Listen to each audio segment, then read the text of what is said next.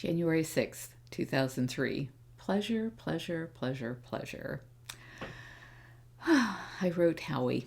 That was a sigh of relief and contentment for those of us who do not have the email sound. Thanks for a wonderful evening. I am pretending to write this to ask the name of the book on the 4 personality types. I really do want to know, but the real reason is to tell you that Wednesday is now up to you.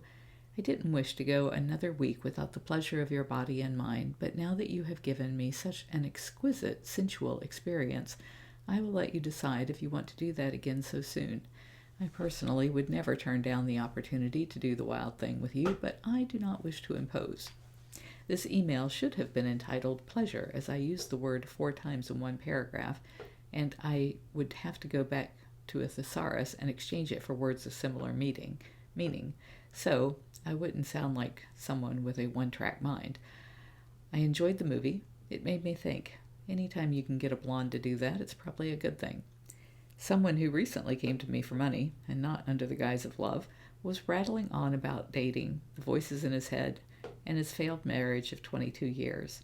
It was the first time I had heard anyone say out loud that they heard voices since Joan of Arc, so what had been a monologue that had about put me to sleep finally had my attention when he said, I will know I have met a good person when that little voice inside my head isn't screaming at me over my infatuation. Stop! Look at all these warning signals. Pay attention.